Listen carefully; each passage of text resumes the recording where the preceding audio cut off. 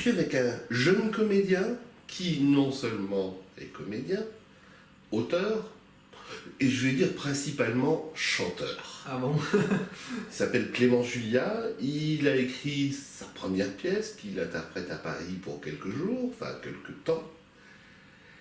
Mais on va un peu revenir, moi je l'ai vu la première fois dans Clémenceau. Ouais, c'est vrai. Est-ce que c'est difficile pour un jeune de faire pas son trou, mais enfin de se faire connaître? Ce métier tout court. C'est difficile, c'est sûr. En plus, moi, je viens d'Albi, à côté de Toulouse. J'ai décidé, pas sur un coup de tête, mais bon, c'est pas un projet de vie que j'avais depuis longtemps. Ça s'est quand même fait en très peu de temps. Donc c'est quand même un coup de tête, mais qui prend un peu de temps quand même. Et ça s'est fait quand même, je veux dire, j'ai vraiment presque du jour au lendemain, je me suis dit oui, je veux tenter ça. Donc j'ai quitté ma petite ville de province, et puis je connaissais personne. Donc quand on connaît personne, qu'on arrive ici, c'est un peu compliqué. Enfin, c'est compliqué déjà parce que c'est un métier qui n'est pas facile, mais en plus de ça, quand on n'a pas de réseau, quand on arrive ici, c'est immense, on sait pas par où commencer en fait, on est un peu perdu au début. Et tu t'es débrouillé comment? C'est-à-dire, t'es arrivé, t'es quand même pas pris ta petite valise à la main, t'avais quand même déjà une idée. Tu voulais être comédien ou tu voulais être chanteur? J'imagine qu'au départ, il y avait un des deux qui dominait l'autre. En fait... Moi, je pense chanteur, mais... C'est vrai, non mais tu as raison. C'est vrai, mon premier projet, ça reste, dans tous les cas, chanteur, parce que je compose depuis longtemps. J'ai commencé par faire du piano assez tôt, à 6 ans. Et c'est vrai, mon premier projet, c'est ça reste l'album, ça reste la scène en fait. La scène en tant que chanteur, le micro. Et après, j'ai toujours fait le choix quand même de ne pas choisir. Vraiment. C'est ce qui fait qu'aujourd'hui, j'ai ma pièce de théâtre qui est programmée, que je travaille aussi dans certains endroits en tant que danseur, parce que j'ai quand même fait beaucoup de danse aussi. J'ai commencé la danse à 8 ans. J'essaie de faire le choix de ne pas choisir, de faire ce que j'ai envie au jour le jour un peu, sans forcément me dire oui. Enfin bon, tu as quand même une petite préférence, parce que là, il y en a 3 maintenant, j'en avais 2 au départ, maintenant j'en ai 3. Ça va pas sans argent. C'est pour la danse, il y a la danse classique, on sait que bon, c'est à 8 ans, c'est vrai que ça commence, ouais. Et après, il faut en faire des choses avant oui. de pouvoir arriver, je dirais, ou dans les ballets de l'opéra, ou dans les ballets moins classiques. Ouais, mais ça c'est vrai, c'est quelque chose que, en fait, une discipline, je pense, pour exercer dedans, pour exceller dedans même, on pourrait dire, il faut quand même ne faire que ça. C'est-à-dire que je pense qu'on est quand même obligé de faire un choix à un moment donné, si on veut espérer percer ou ne serait-ce réussir. Et c'est vrai que moi, ça reste le projet en tant que chanteur qui me parle le plus, qui me touche le plus, qui fait écho à mes rêves d'enfant aussi. Et voilà. Mais en ce moment, je prends beaucoup de plaisir en tant que comédien, auteur-metteur en scène, puisque j'ai écrit aussi ce spectacle.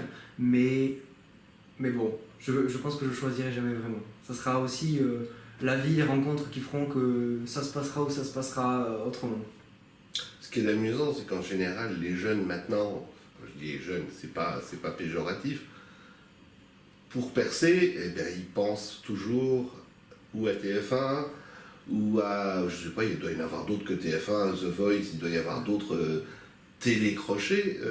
Ça t'a pas titillé un petit peu en se disant, mais... Si, j'y pense. Après, je pense que c'est quand même une carte à jouer qui se joue peut-être une fois, mais pas deux, quoi. C'est-à-dire qu'on sait comment aussi ça fonctionne la télévision. Donc, moi, j'y suis pas du tout fermé, mais je pense que quand j'aurai vraiment envie de le faire, il faudra que je me sente prêt à 100% parce que c'est pas un truc c'est pas une carte qu'on peut utiliser 2 fois, je pense. Je suis pas sûr, parce que bon, je crois qu'il y en a qui le refont. Honnêtement, la télé, moi, ça fait 25. C'est-à-dire que il faut pas trop parler de programme télé. Je sais qu'il y a The Voice, oui, je sais. Je ne sais même pas qui est dans les jurés. C'est-à-dire à quel point je suis intéressé par l'émission. Enfin, c'est là où... Moi, je regarde pas non plus. Voilà. Donc, tu arrives à Paris avec ta petite valise. tu te diriges vers une école? Oui, je me suis formé à l'ICOM, c'est une école de chant, danse, théâtre. C'est l'Académie internationale de comédie musicale. Et voilà, je me forme là-bas. Ce qui m'attire là-bas, c'est pas tant le côté comédie musicale, même si c'est hyper intéressant, c'est hyper formateur et j'ai vraiment appris de ça, mais c'est vraiment l'aspect pluridisciplinaire, chant, danse, théâtre, de la formation. Et alors, quelles sont les difficultés qu'on rencontre au départ, à part le fait que tu m'as dit de ne pas pouvoir, de ne pas avoir de connaissances, de connaître personne à Paris, Ouais. ou presque? Tu veux dire dans le métier. dans le métier. Bah, après, il faut à un moment donné, je pense que l'école c'est génial parce que moi ce que je suis venu chercher en rentrant à l'ICOM, c'est une formation à la base. C'est-à-dire un endroit où je vais pouvoir apprendre techniquement, on va me dire de porter la voix, d'être sincère au plateau, de trouver mon endroit en danse, voilà, je dis n'importe quoi, mais je sais pas, travailler mon vibrato ou des trucs comme ça. Bon, je suis venu chercher une technique et en fait, c'est une école qui est géniale, l'ICOM, parce que je dis on parce que presque je pourrais parler pour beaucoup d'élèves, je pense, mais moi je suis reparti avec beaucoup plus que ça, parce que je suis reparti avec des amis déjà, ne serait-ce que les comédiens de ma pièce de théâtre, voilà, ce sont des amis que j'ai rencontrés là-bas, des amis, des expériences. C'est une école qui offre aussi des possibilités d'expérience dans plusieurs disciplines et à plusieurs niveaux. Et des expériences, des amis, ça a été enrichissant sur vraiment plusieurs plans. Et pas juste l'aspect de la formation, pas juste je suis venu là pour apprendre quelque chose et je repars. Non, je suis reparti avec un bagage, je suis reparti avec un réseau aussi, parce qu'il en faut du réseau pour réussir. Pour faire des spectacles, après il faut.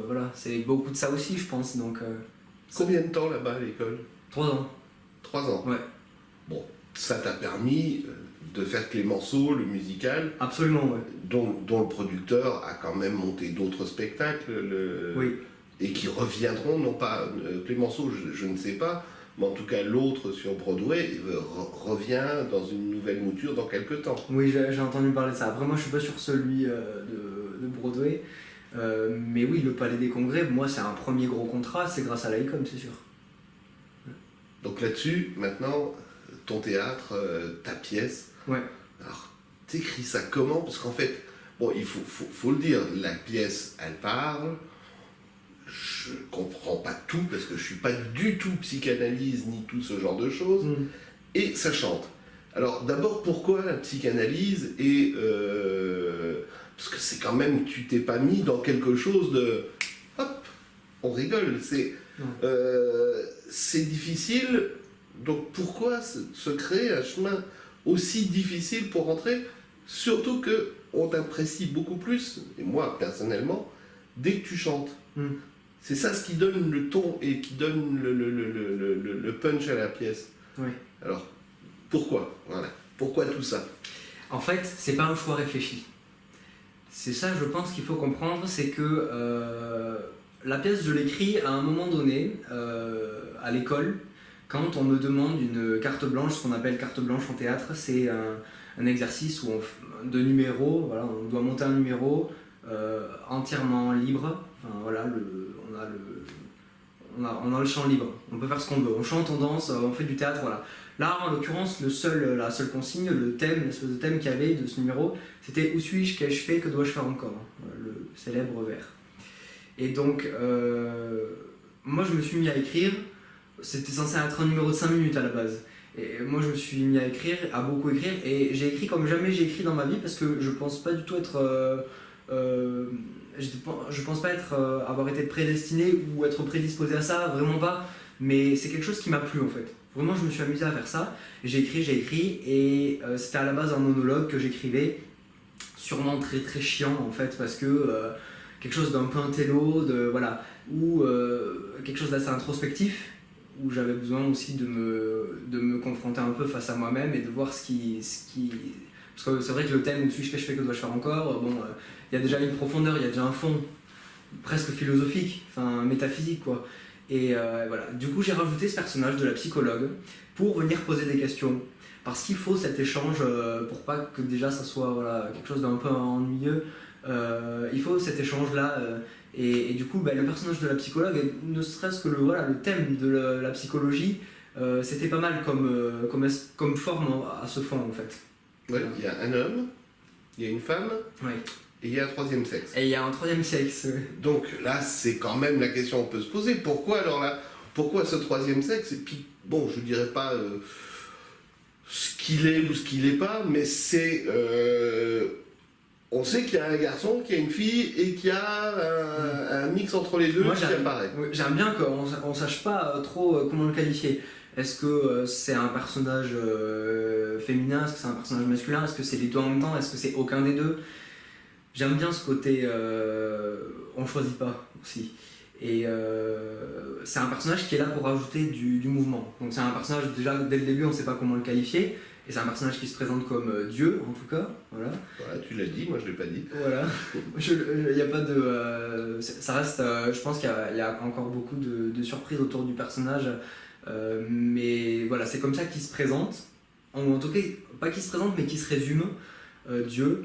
Et c'est un personnage qui est là pour provoquer le rire, pour ajouter du mouvement, parce que c'est vrai que sinon, le côté psychologue au plateau, c'est pas non plus le truc le plus fun du siècle. Et de rajouter un personnage qui a la possibilité d'arrêter le temps, qui en un claquement de doigts dégrafe le soutien-gorge de la psychologue et relance le cours du temps comme ça, et puis moi j'ai pas vu ce qui s'est passé avant, du coup je comprends pas. Bon, enfin voilà, ça crée du conflit dans l'histoire, c'est ça qui m'intéresse. Conflit, ouais. Comment réagit le spectateur? Comment réagit la salle? Mais ça, ce qui est génial, c'est qu'on a fait notre 10e mercredi dernier, et que c'est jamais pareil en fait. C'est-à-dire que le public, vu que le personnage de Dieu explose complètement le 4e mur, le public est vraiment inséré dans cette espèce d'introspection assez intimiste du Loret de théâtre en plus. Le théâtre est tout petit, 50 places, donc il y a vraiment quelque chose d'assez intimiste. Le fait comme ça d'exploser le 4e mur, ça rend vraiment le spectateur comédien, c'est vraiment notre 4e comédien. Et ce qui est génial, c'est qu'à chaque représentation, il se passe quelque chose de différent. Le public n'est pas réceptif de la même manière, on va pas rire aux mêmes endroits. Le public des fois parle, enfin s'exprime, et même nous en tant que comédiens, on ne sait pas quand est-ce que ça va arriver ou comment ça se passe. Et ça crée quelque chose d'intéressant, ça crée du présent en fait. Ça crée que chaque représentation existe et est unique en fait. Et que voilà, tout n'est pas lisse, tout ne se ressemble pas une semaine après les semaines après les autres. Oui, le texte change un peu, évolue de jour en jour, on coupe un peu ou alors on... Moi je suis plutôt assez à cheval sur le texte. Ce que je répète en général aux deux comédiens, c'est le texte n'est pas une option, parce que j'aime pas qu'on modifie trop. Après je pense que ce qui est intéressant, c'est quand même de le dire avec l'émotion du jour, c'est-à-dire de voir comment le texte vient. Et je pense qu'il ne faut pas changer le texte. Le texte, si on l'a écrit d'une manière, voilà, c'est précis, on a fait un choix, on a arrêté son choix, et après, c'est comment le soir ça vient, selon quelle émotion voilà, ça sort.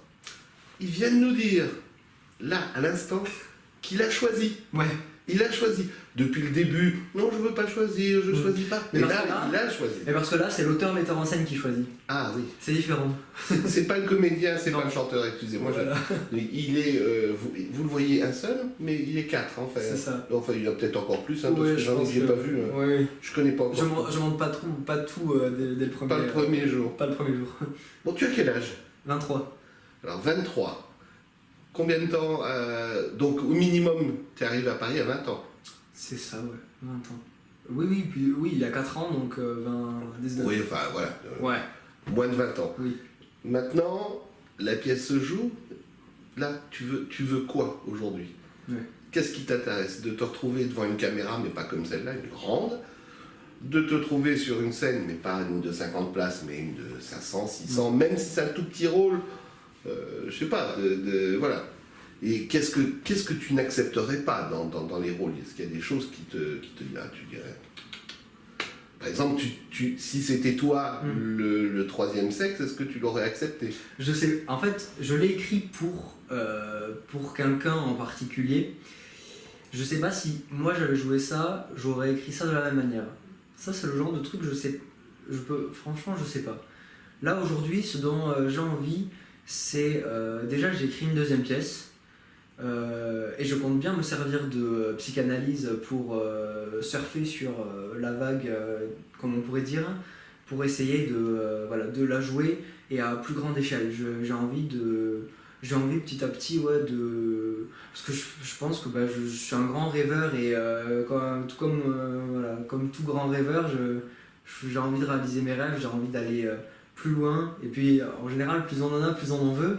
Donc voilà, j'ai des projets en théâtre en tant qu'auteur et metteur en scène, mais là, dans l'absolu immédiat, je dirais que je compose beaucoup et j'ai envie de chanter. Donc là, je vais essayer de me concentrer vraiment sur mon projet pour essayer de voir avec des maisons de disques et des labels pour essayer d'être signé, quoi. On vient de faire la boucle. Ouais. Parce que tu arrives enfin à ce qu'on disait au départ, Oui. c'est quand même le chanteur qui te plaît le plus. Donc, c'est celui qui me plaît au départ, en fait. Ouais. Voilà. C'est ça. Donc maintenant, je vais terminer là-dessus, tu auras envie de chanter quoi? Tu auras envie de chanter, alors je vais prendre des exemples qui ne sont pas...